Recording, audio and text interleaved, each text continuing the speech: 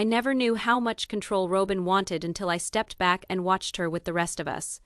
It is like everything had to go through her, every decision, every conversation, every moment.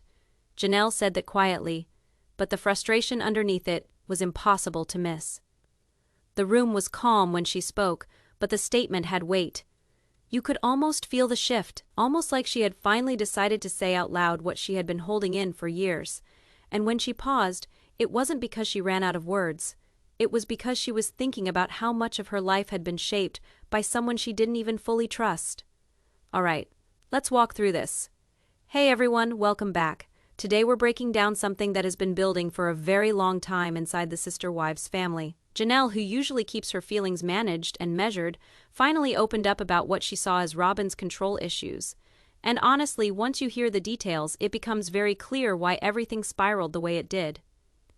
The moment you understand the pattern behind Robyn's behavior, the entire family history starts to look different. And this is where things get interesting. For years, fans thought the main conflict was about jealousy or the pressure of plural marriage. But according to Janelle, the real problem was control. Control over the narrative, control over Kody, control over the household structure, and eventually control over how the public saw the family. To be fair, none of this is coming out of nowhere. There have always been hints. You know, the moments where Robyn steps into a scene like she has already decided exactly how it should go, or when she interrupts one of the other wives to clarify the situation. Janelle never made a big deal out of it back then, but now she has laid it all out, and it is intense. So today we're looking into what Janelle revealed, how it changed her perspective on the family, and how this behavior affected every wife in different ways. Once we get deeper into this story, you'll see exactly why the cracks in the family grew as fast as they did. This is the beginning of a long, complicated, and honestly eye-opening breakdown of the pattern Janelle saw, and why she now thinks Robyn's influence wasn't just strong, it was strategic. Janelle said something that set the tone for everything that followed. It wasn't loud, it wasn't dramatic, it was almost casual. But it changed the whole conversation. You don't notice someone's influence until you compare how people act when they're with her versus when they're not. That was the moment she started connecting dots she had ignored for years. She wasn't trying to attack Robyn, she wasn't trying to stir anything up. She was simply describing what she had witnessed, slowly and quietly. Over time, and according to her, it all started the moment Robyn walked into the family. Not because she joined a plural marriage, not because the family was already stretched thin, but because she positioned herself differently. Robyn had this way of stepping into situations with confidence and emotional urgency. Everything felt like it had stakes when she was involved, and when someone brings that kind of energy, it is easy to fall into their rhythm without even noticing. Janelle said the rest of them tried to be balanced. Polygamy only works when wives let things breathe. But Robyn didn't leave space, she filled it. Every conversation eventually circled back to her fears, her needs, her version of events. At first, Janelle brushed it off. She assumed it was nerves, or maybe insecurity about being the newest wife. But the pattern didn't go away. It grew stronger, and it started creating tension in places that had never been tense before.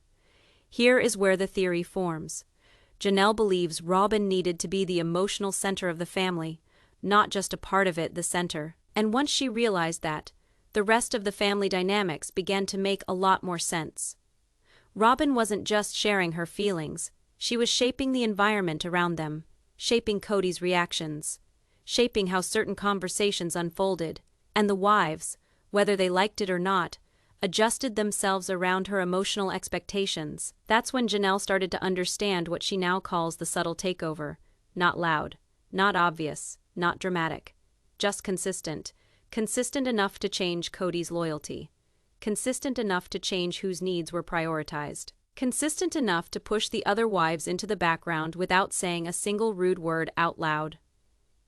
And the shocking part, Janelle said Robyn did all of that while looking completely overwhelmed, completely innocent, and completely unsure of herself. Which, she says, is exactly why it worked. Before Janelle shared her full perspective, she took a moment to go back to when Robyn first arrived. She wanted people to understand the foundation before jumping into the heavier parts. When Robyn joined the family, Everything shifted faster than anyone expected. Not because she did anything dramatic at first. Actively, that was the interesting part.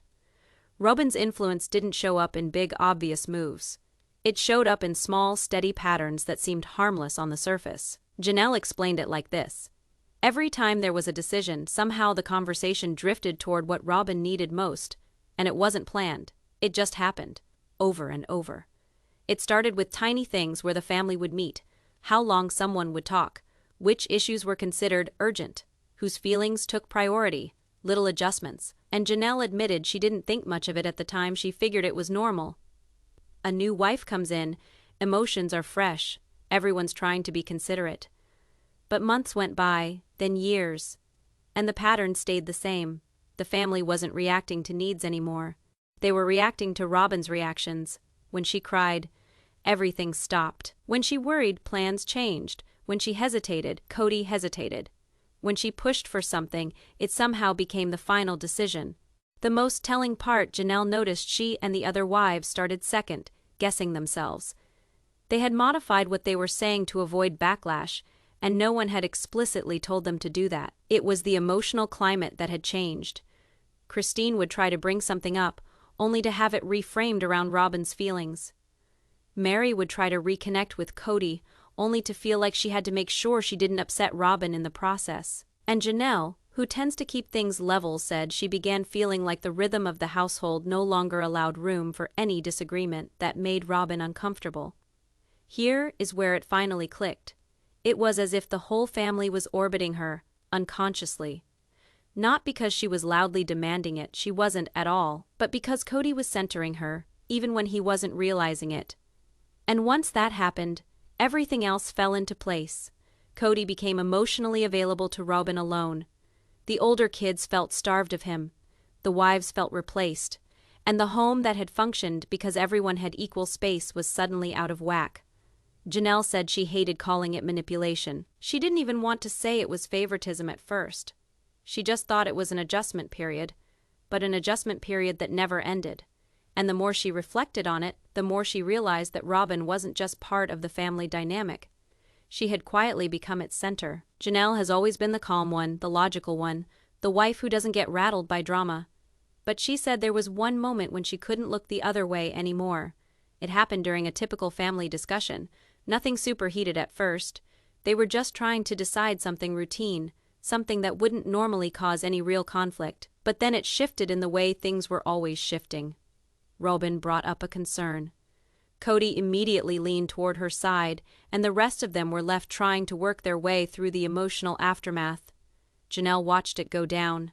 She didn't interrupt, she didn't react, but she studied it. And for the first time ever, she wasn't studying the situation through the lens of keeping the peace. She was looking at it analytically. She said, "I realized every conversation was being filtered through Robyn's emotional response, not through what was fair for the family." It hit her hard because it wasn't about that one moment. It was about every moment. Like it. Every choice suddenly became a negotiation around Robyn's sensitivity. Every conflict was either softened or avoided, because Kody didn't want her overwhelmed. Every complaint from another wife was treated like an inconvenience if it contrasted with what Robyn wanted, and this is what bothered Janelle most. Robyn didn't need to raise her voice. She didn't need to demand anything. She just had to act fragile. And once she did, Kody jumped to fix it. That is when Janelle finally admitted to herself that this wasn't a normal compromise.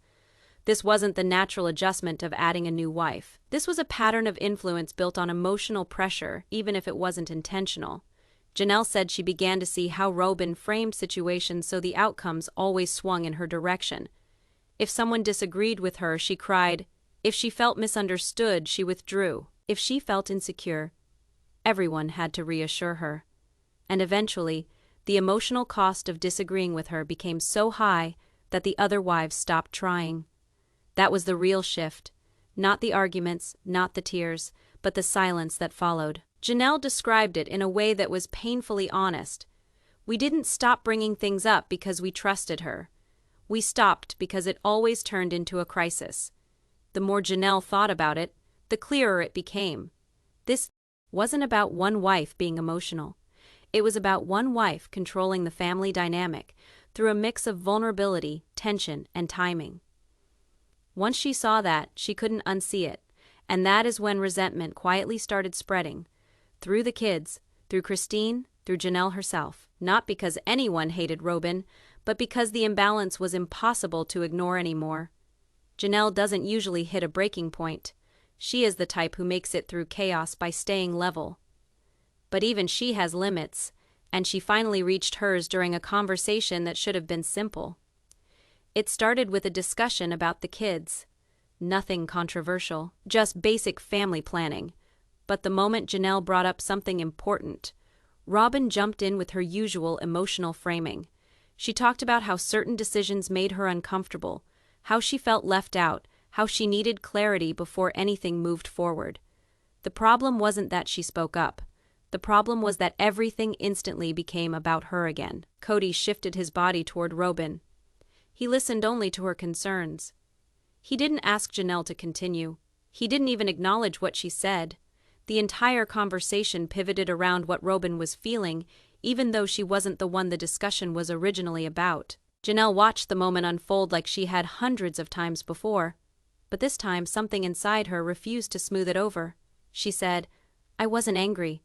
I was just done feeling invisible." And that is the real heart of it. Not rage, not jealousy, not competition, just exhaustion. Because for years, she had been the one keeping the family functioning. She worked, she organized, she supported the kids. She stayed out of unnecessary drama. She did everything she thought a plural marriage needed. But when it came to emotional value, she felt like she was standing behind a wall she couldn't break through. So she spoke up not loudly, but directly. She pointed out that the conversation wasn't about Robyn. She reminded Kody that the other kids existed. She reminded him that the rest of the family still had needs. And the part that hit her the hardest, Kody didn't like it. He was uncomfortable because her honesty threw off the rhythm he had built with Robyn. A rhythm that revolved around her emotions, not the entire family's. Robyn's reaction was familiar too. Hurt, overwhelmed, trying to find a way to turn the moment back to her emotional discomfort. But Janelle didn't fold this time. She didn't soften her tone. She simply held her ground. That was the first time Janelle stopped adjusting herself to protect Robyn's feelings. It was also the first time she saw Kody completely shut down on her. And that was the turning point. Not because it was explosive, but because it was so revealing. Janelle realized that she and Kody were no longer partners. They were background characters in a story centered on Robyn. And the emotional environment made it impossible to function as a plural family anymore. That was the moment Janelle understood how far things had gone, and how little space she had left in the relationship. The more she watched after she had reached her breaking point, the more Janelle realized she had been ignoring something for far too long. Robyn wasn't just influencing things, she was controlling access. Access to conversations, access to Kody himself. It didn't happen suddenly. It grew quietly layered over time until it became normal. For example, Kody never spoke to the other wives about certain topics, until he checked with Robyn first. At first, Janelle thought it was simple coordination, but she eventually realized Robyn was positioned as the final filter, the emotional advisor, the interpreter of how things should be handled. She noticed that when Kody was upset, he didn't go to his wives individually, he went to Robyn.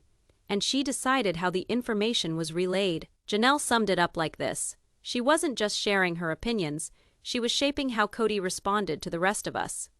Whenever conflict came up, Robyn would frame the situation in a way that protected her and amplified her emotional role. Kody would go into conversations with assumptions that didn't come from experience.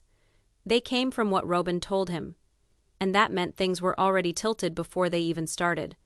If Janelle wanted clarity, Robyn said she felt attacked.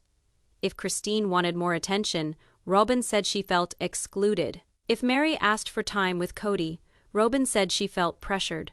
No one ever accused her of lying. She wasn't fabricating events. It was the emotional interpretation that rewrote everything. And once Kody aligned with her perspective, the rest of the wives had to adjust around it every time. No exceptions. That is when Janelle realized Robyn had slowly become the gatekeeper of the entire family dynamic. She wasn't just sharing space, she was shaping the emotional rules everyone had to follow. This is where the narcissistic behavior part came into focus for Janelle. It wasn't the dramatic stereotype people think of. It was the quiet kind, the kind that centers one person's needs above everyone else's while still preserving an image of fragility. Robyn needed reassurance that she was valued. She needed to feel included in ways that overshadowed everyone else. She needed to be the one Kody leaned on the most. And since the family was trying to be fair, they kept accommodating her. But every accommodation meant someone else had to shrink. Janelle realized she had been shrinking for years. Not just in conversations, not just in influence, but in her partnership with Kody. Robyn had become the emotional gateway, and everyone else was on the outside trying to get in. That understanding changed everything for Janelle, and it set the stage for what she revealed next. Janelle said the clearest sign of Robyn's influence wasn't the tears, or the sensitivity, or even the way conversations always tilted in her direction. The real sign was how Kody changed. She said she could tell the exact moment when he stopped trying to balance the household and started protecting one wife above the rest. It didn't happen overnight. It happened in small choices that added up. Kody used to check in with each wife separately. Even if things were tense, he made sure they all felt included. But once Robyn settled into the family, Janelle noticed he began spending more time framing decisions around her comfort. If Robyn wasn't comfortable, plans paused. If Robyn had concerns, schedules changed. If Robyn felt overwhelmed, everyone had to slow down. But when another wife felt overwhelmed, Kody treated it like normal stress, something they needed to manage on their own. Janelle didn't resent Robyn for needing emotional support. What frustrated her was that Kody acted like Robyn was the only one who needed it. She said, "I started to feel like Kody was protecting her from us, instead of protecting the family as a whole." The dynamic shifted so much that even disagreements were framed differently. If someone disagreed with Robyn, Kody saw it as an attack. If someone disagreed with him, he still framed it as hurting Robyn's feelings. It became impossible to express anything without it somehow turning into a threat to Robyn's emotional stability. Janelle explained that Kody adopted a defensive posture whenever Robyn was involved. He spoke for her. He interpreted for her. And he assumed the other wives didn't understand her needs, even when they were simply frustrated by the imbalance. That's when Janelle realized something important. Kody wasn't just prioritizing Robyn. He was reorganizing the entire family around her. Time, energy, emotional availability, all of it centered on one household, leaving the rest of them feeling like side characters. And here's the part that stung Janelle the most. It was like he fell in love with being her hero and the rest of us became background noise. The shift was subtle but unmistakable. Kody smiled differently with Robyn. He softened his tone. He listened more carefully, and when she cried, he responded instantly. But when Janelle or Christine cried, he shut down. He lectured. He was dismissed. He walked away. That difference made it impossible not to see the favoritism, and once favoritism takes root in a plural marriage, everything else starts to crack. The wives weren't just losing time with Kody, they were losing respect, losing influence, losing the partnership they were promised. And Janelle said it hurt most because she didn't want special treatment. She just wanted fairness. She wanted recognition that the rest of them mattered too. But by then, Kody wasn't listening. He was defending Robyn from a battle no one was actually fighting. Janelle said she didn't notice this pattern right away, but once she did, she realized it explained almost everything. Before any decision reached the rest of the family, it passed through Robyn first. They didn't call it a rule, and Kody didn't admit it, but that's exactly how it worked. No matter the topic, holidays, finances, the kids, moving, or the never-ending conversation about family unity, Kody checked in with Robyn before anyone else. And here's what made it so strange. Kody wasn't just asking for her opinion, he was asking for her approval. When he announced decisions, he phrased them in ways that hinted at who had already signed off on them. Robyn thinks. Robyn suggested. Robyn feels like this is the best thing. Robyn made a good point earlier. Those sentences became the backbone of every family meeting. Before long, it felt like Robyn was the filter between Kody and everyone else. If she didn't like something, Kody abandoned it. If she supported something, he pushed it nonstop. Janelle described it like being stuck outside a room she used to have access to. The marriage decisions were no longer shared. Parenting decisions were no longer shared. Even the emotional tone of the household belonged to Robyn. Whenever disagreements surfaced, Kody framed them as hurts against her, not disagreements with him. And because of that, he became even more protective, which fed right back into Robyn's influence. Janelle said, "It was like Kody outsourced all of his emotional reasoning to Robyn." She wasn't saying Robyn forced him. She wasn't saying Robyn threatened him. But the outcome was the same. Kody wouldn't move unless Robyn was comfortable. He wouldn't decide unless Robyn was on board. He wouldn't confront problems unless Robyn felt safe first. And because of that, every other wife had to negotiate with an invisible barrier. Conversations that used to take 5 minutes suddenly took weeks. Simple decisions turned into long debates because they had to be processed twice. And half the time, Kody refused to budge unless he could get Robyn to feel good about it. Janelle called it the consultation loop. Everything started with Robyn and ended with Robyn. And no one else got that privilege. The other wives were expected to adapt, be patient, be understanding, sacrifice for the good of the family. But Robyn's comfort was treated like a fragile ecosystem, and the entire family tiptoed around it. Janelle said the irony was painful. We were supposed to be sister wives, not supporting actors in their marriage. The loop wasn't just emotional, it was structural. It changed the way the family operated. It changed the power dynamic in a way that was invisible at first, and then unmistakable. And this loop was one of the biggest reasons the other wives eventually drifted away, because it showed them that no matter how much they gave, how patient they were, or how long they waited, they were never going to be equal again. Janelle's observations didn't stop at emotional influence. She said the most shocking part was watching how Robyn subtly controlled Kody. It wasn't loud. There were no arguments or raised voices. It wasn't about demanding things or openly telling him what to do. It was far more strategic. She described it like this: Robyn doesn't ask. She hints, she suggests. And Kody acted like it was his idea. The little moments mattered more than anyone would have guessed. If she said something bothered her, Kody would change schedules to accommodate her. If she forgot to pack something for the kids, Kody would drop everything to fix it. If she seemed anxious, then suddenly Kody's focus turned to soothing her. Janelle said the subtlety was genius because it just looked like Kody was being thoughtful, not controlled. And since the rest of the family couldn't always see manipulation going on, it often went unquestioned. But she'd noticed something else. The pattern repeated in every sphere: family, children, public appearances, and even decisions about the show. Robyn's influence extended well outside the house. She orchestrated Kody's interaction with the media. She orchestrated Kody's interactions with the wives. And most importantly, she orchestrated how decisions were framed. Here's the critical part Janelle revealed. It wasn't about ordering people around. It was about being indispensable. And that is the heart of the narcissistic behavior Janelle exposed. By positioning herself as Kody's emotional center, she made herself unavoidable. She didn't just demand attention. She became the gatekeeper of his time, focus, and even his emotions. Janelle explained that this is how the power control played out in everyday life. Decisions she wanted, instantly supported.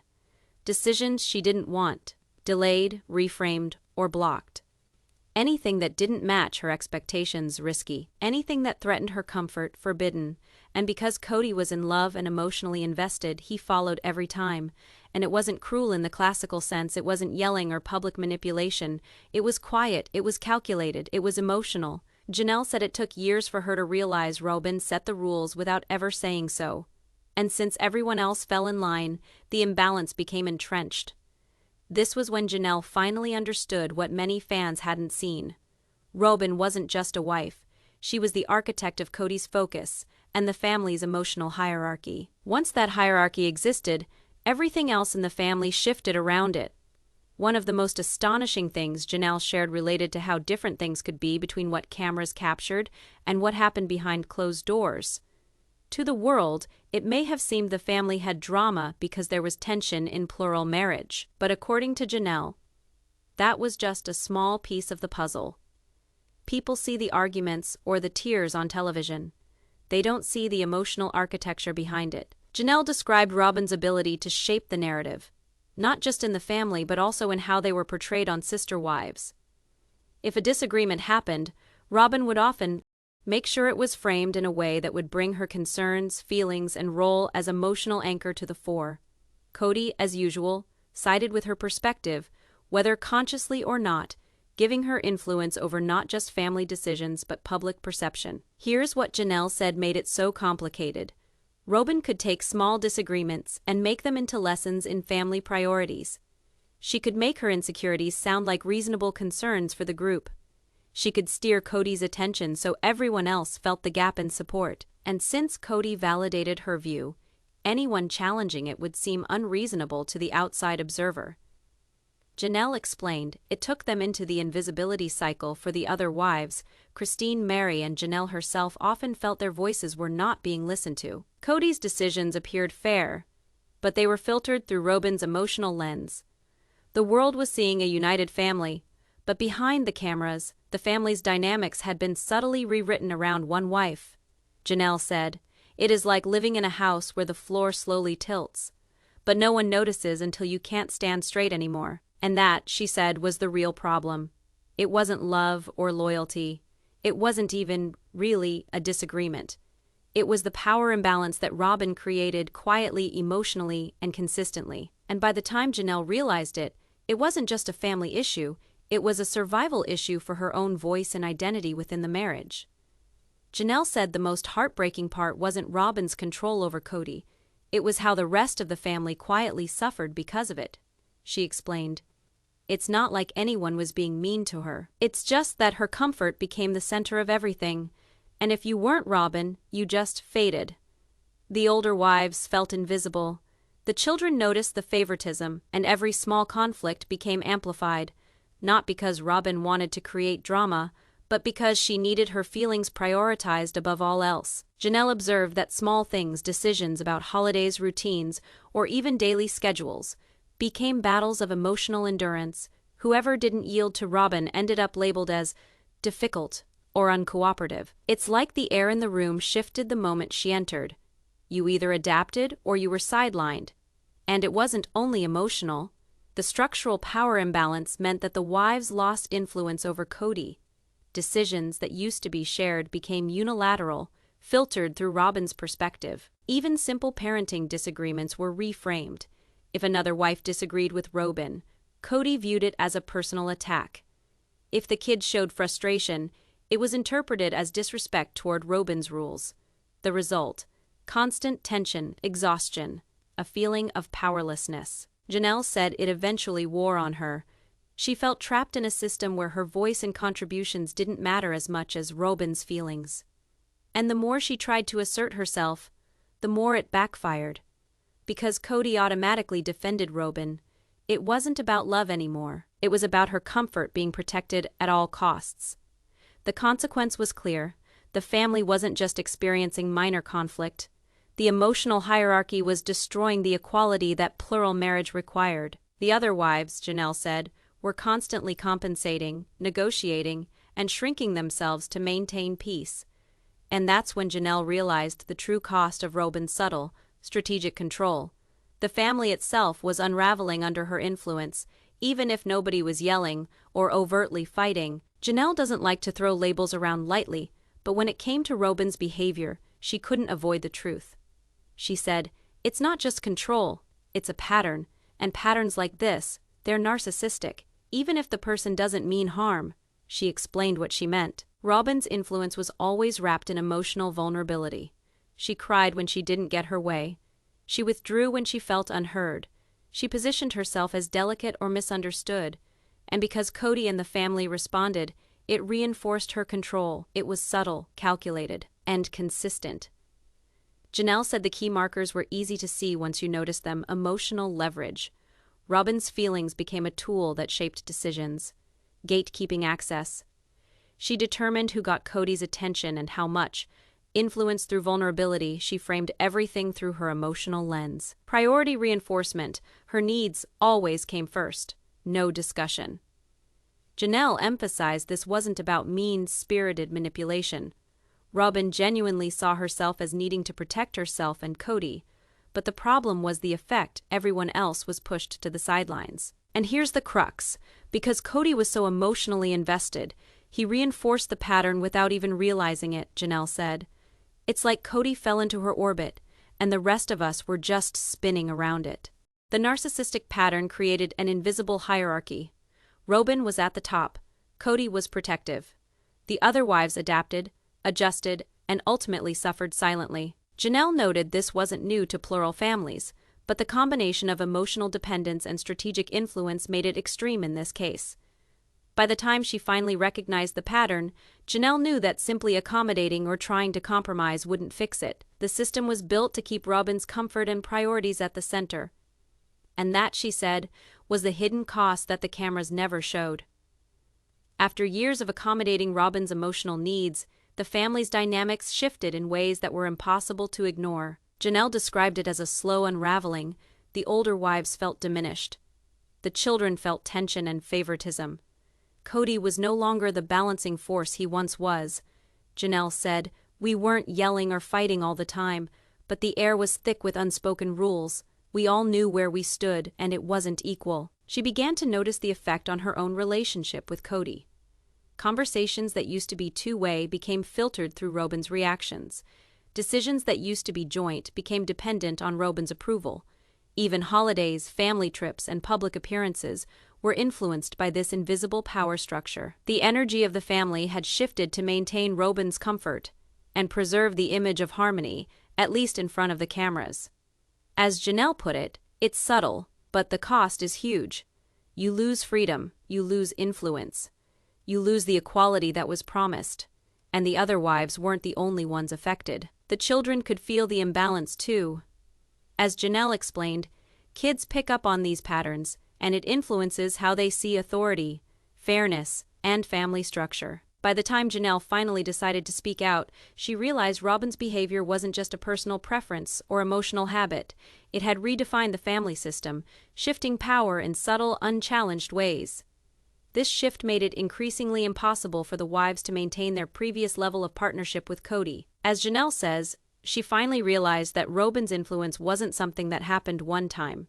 It's a structural change in how this family functions. The quiet moments of tension, the filtered communication, the subtle favoritism, all of it combined into a family dynamic that Janelle describes as unhealthy and not sustainable.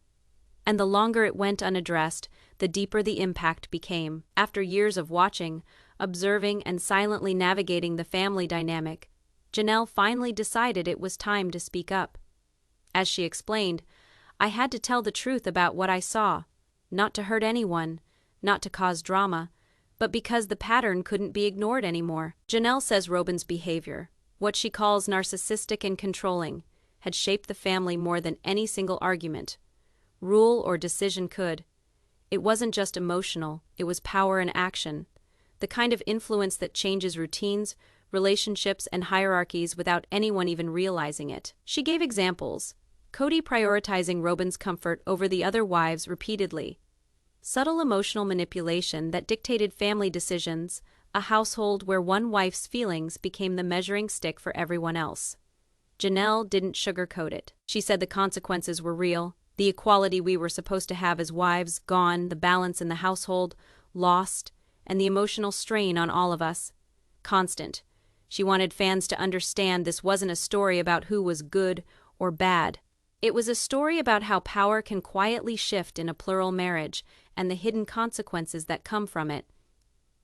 Janelle emphasized that Robyn wasn't intentionally cruel, but she said intentions don't erase the impact, and the impact has been massive. This was her ultimate revelation. The family wasn't just strained because of plural marriage or differences in personalities. It was strained because the emotional hierarchy had been rewritten, placing one wife at the top and everyone else in a subordinate, reactive position. And for Janelle, recognizing this was both painful and liberating. Painful because it highlighted years of imbalance. Liberating because naming it finally gave her the clarity she needed to step forward and share her story. Fans were left with the rare behind. The scenes look at unseen emotional power plays within the household, something cameras never fully captured. Janelle's final reflections were both a warning and a revelation. She wanted people to understand that what happened in their family wasn't unique. Power dynamics, emotional influence, and subtle control can exist in any relationship. But in a plural marriage where balance is key, the consequences are amplified, she said. It is not about pointing fingers. It is about showing how one person's emotional needs, when put above all else, can shift an entire household. And that is what happened here. She explained that Robyn's behavior had changed not only her relationship with Kody, but also her relationships with the other wives and children. The emotional atmosphere of the home had been altered. Decisions were filtered through Robyn's comfort, conversations were reframed, and the other wives were forced into a constant state of negotiation, often without realizing it. Janelle reflected on her own growth through this experience. It took courage to recognize and name the pattern. It took even more courage to speak about it publicly, to share the unspoken truths that fans could never see on screen. I realized staying silent wasn't helping anyone. Not the kids, not the wives, not even Kody. Naming the problem was the first step in reclaiming my voice. She wanted to drive the point home. This isn't a story about Robyn. This is a story about awareness, boundaries, and emotional honesty. And while she couldn't go back in time, speaking out allowed her to name the patterns that were there, set boundaries, and find peace within herself. Janelle concludes with a message to the viewers. Plural marriages can work when there's balance and respect. But when one person consistently dictates the emotional climate, everything changes. And that is what people need to know before it silently reshapes your life. Her revelations gave the fans a rare, candid look at what happened behind closed doors. This wasn't reality television drama. This was about the real emotional cost of invisible hierarchies, subtle control, and patterns that went unrecognized, quietly dominating a family. For the very first time, the story wasn't just about what had appeared on screens. It was about truth, acknowledgement, and hard lessons learned behind the scenes in family life.